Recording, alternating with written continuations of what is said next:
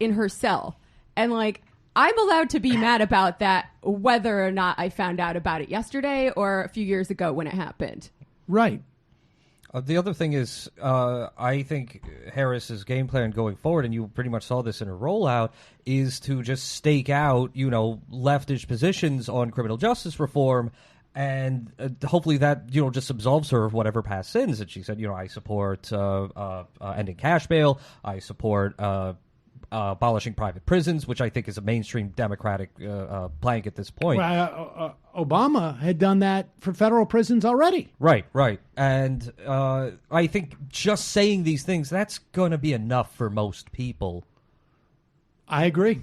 You're gonna need to have activists come up who can really launch an attack that is really that has enough legitimacy that people can't sort of like push back on it, that they're going to have to actually address it. So it's going to be interesting to see if that happens. So to that extent, I think she's very well positioned right now, and it's hard to see there being that many roadblocks ahead for her. I think it's almost like it's very hard to imagine that if there are 3 or 4 people at the end of this race, or even 2 or 3, that she's not one of them. Oh, yeah. Well, maybe I'm being overly optimistic, but I do not think these issues are going away. If anything, I think people are becoming more and more conscious of them every day, especially considering the stakes involved. Like, people are dying because of these policies. And just to use another example, sex workers are becoming a real vocal constituency pretty much for the first time in U.S. politics. And something like Sesta Fosta, which she pushed very hard, is still leading to the deaths of sex workers, and I don't think people are going to shut up about it. The question is, is the mainstream going to care? She pushed it hard, but the thing about that is, and this goes back to your point, Sam, about having the legitimacy of that criticism. All of her opponents also voted for Sesta Fosta. Yeah, but she pushed the policy. But some people are more implicated than others. That's true. And I think it is something. Joe Biden and Kamala Harris are definitely the most implicated in criminal justice issues, period. I mean, she prosecuted and put all sorts of people in jail that shouldn't be there, and Joe Biden wrote the 94 crime bill. The other person who could be well positioned to make that argument is Cory Booker, who, it's going to be interesting to see if he raises that. He will. He how could he not? I mean, that's one of the only areas, because he doesn't – I mean, I'm sure he embraced some aggressive tactics in Newark as mayor, but he doesn't have a particular reputation for that. And the first legislation that he signed when he got into the Senate was actual pretty serious criminal justice reform packages and marijuana legalization. That's his brand. He should be all over that. That would be political malpractice for him not to. I also think, I want to look again at how HIV/AIDS activists targeted Al Gore when he ran for president, because Al Gore was notorious because he had the direct bilateral responsibility relationship with South Africa, and he threatened to sanction them if they put out generic AIDS drugs. And it was a huge controversy, and actually he did have to reverse himself in what was I don't think a competitive primary in 2000 at all for the Democratic primary. But I think if you, even in that environment, which was totally different politically, and he didn't have as serious a threat, he did have to reverse himself and felt some heat because of how targeted and specific it was. So people should look at that maybe as a model for how to be on Kamala Harris. But they still went after it in the context of reversing positions, though, not just relitigating. She's not going to be able to go back to California. No, but her answers could be more satisfactory than some people just don't like prosecutors, and I don't apologize for being one. Yeah. And as well, keep in mind, I mean, that's, we're talking about using pressure to change what a candidate who's trying to get elected says, and that's no guarantee whatsoever what they'll do in office, And the good example of that is the Obama administration in its entirety. But do you think that the Obama administration promised stuff that they didn't? I mean, the bankruptcy bill cram down was the first big, sort of reversal, it seems to me. But everything else, I think, in terms of what Obama promised, what was it? Short of the public option, which it was, they delivered on. But the problem is that people didn't require the same level of promise. Right. There's that Specificity. ambiguity there, right? There But was they did go. But Obama did, even on the campaign trail, go back on certain things. Most famously on the NAFTA's one, domestic spying's another, and most famously, But he cast that vote when he was still in the Senate. Right. most famously, the what do you call it? The healthcare requirement. The Mandate. mandate. Mandate. Yes. Yes, he argued against the mandate in the. He argued for the public option and against the mandate. So, I mean, True. the real problem here is, if you want to police a candidate's positions, if you want to guarantee, you have to attack the source of where the positions come from, which is its money. And that's it. And if I can be pretty certain that this candidate will oppose private prisons if they are taking $0 from the private prison industry, but if this person is taking millions of dollars from private prison interests and then saying on the trail, well, gosh, we got to look at these private prisons, I personally oppose them, I can be pretty certain that that's all bullshit. With these criminal justice issues, it's a bit thornier, right? I mean, the pressures there are more dispersed. It's not like I'm the police brutality union, and here's a shitload of money.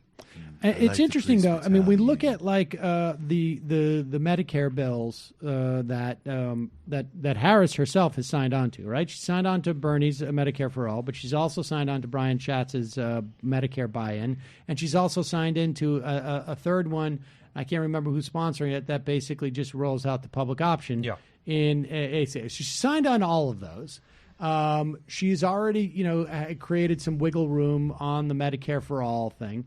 But it does, if every single Democratic candidate comes out for Medicare for All, you're going to see people down ticket also support these things. And there's going to be just a broad-based expectation that Sure. that people are going to be held to That account. said, I mean, for what it's worth, and the dynamics inside the Democratic and Republican parties are very different. But I mean, it is interesting, and maybe in a sick way, it speaks well of Democrats that they're not, I guess, not as lying as aggressively to their constituencies. But like, Republicans voted to take down Obamacare. What was it, like over 100 times or something when they weren't in 57 times. Yeah, in the right. House. While they weren't in power, and then they got into power. And granted, there's a lot of variables, but they couldn't get it together to do it. The Democratic leadership won't even do like a symbolic, let's pass Medicare for All out of the House to rev our people up, and then we know it's going to get killed in the Senate. They won't even do that. I'm not convinced that that's the case. Well, we'll see. They're about to do that with Social Security expansion No, but right now. They Social have Security, 200. that's past the. That's that is in been a the different Senate. place. That's Well, definitely happening. But I mean, but also, that's I will less remind aggressive. you I that know. 6 years ago, I know. Barack Obama was still actively trying to cut Social Security. I was trying to cut those devil's security checks. And we since have had the Democratic caucus in the Senate vote to expand it, and there are now 200 some odd co-sponsors It's in great, the House. but I mean, the stakes of expanding Social Security are definitely smaller than Medicare for All, obviously. I mean, mean, the political implications of saying we are going to pass a bill that eliminates private insurance is a absolutely different order of magnitude than expanding a massively successful pre-existing 1930s program. Those are different things. That's true. But the idea of expansion of Social Security, if you had brought it up 6 or 7 Yeah, years yeah. ago, you would look like you were coming from Mars. Well, and nobody And- brought up Medicare for All 6 or 7 Well, years that's ago. right. So, right. But and we also have Except for Bernie. now, even from a policy standpoint, right? The entirety of the Democratic Party understands the insufficiency of a program that we have now. So there's almost like there is almost an ironclad guarantee that something is going to be done. And it's going to have to be meaningful because everyone understands that we're going to get back to this place. How meaningful it is, it's unclear.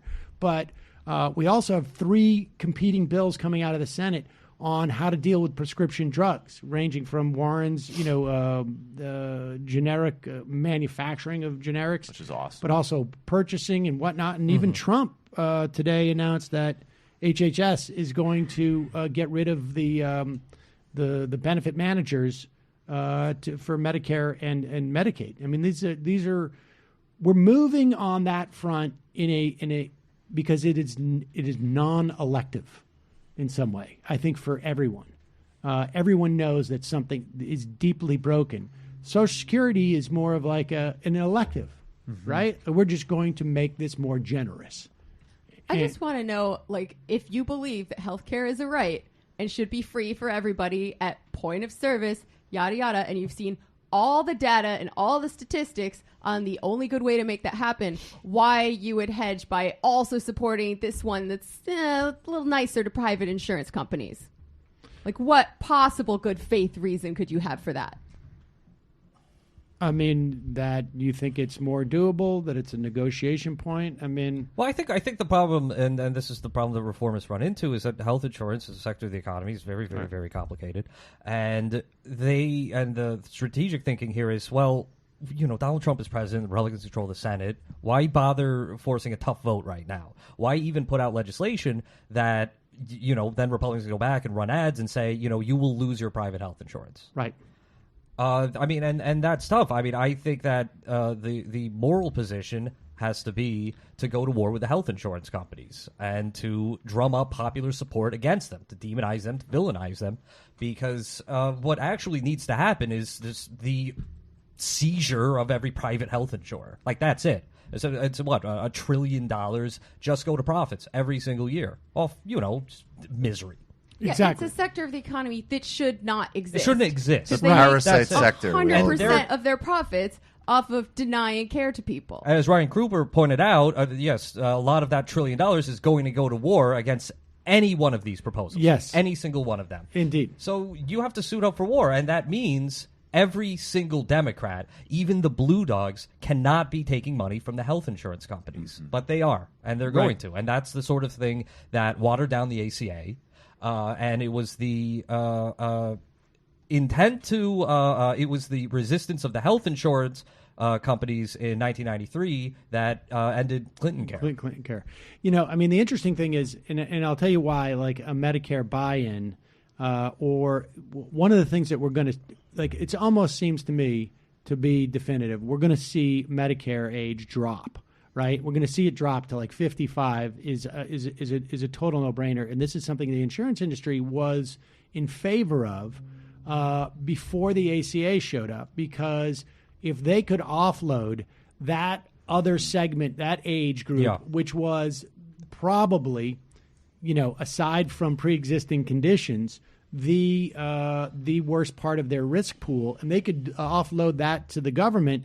Then they would have, 20 to 55-year-olds, and, that's a business I wouldn't mind being in. I'll insure them for health things, particularly if I get to exclude pre-existing conditions, because that's a winner. And prior to that, they did not have a business model that could actually sustain itself as the baby boomers got older. And with the millennials coming in, they had all this money that is there, that is fairly safe bet that most of these people are not going to have to draw on their insurance that much, and they're going to make their profits. Yeah. And that's the structure of the industry, and that's exactly what charter schools want to turn education into. Yes. We're going to get the kids that are easy. Exactly. That is exactly And right. so the thing is, the fight right now is the center of that fight is to prevent that from happening. This private sector takeover of the education sector.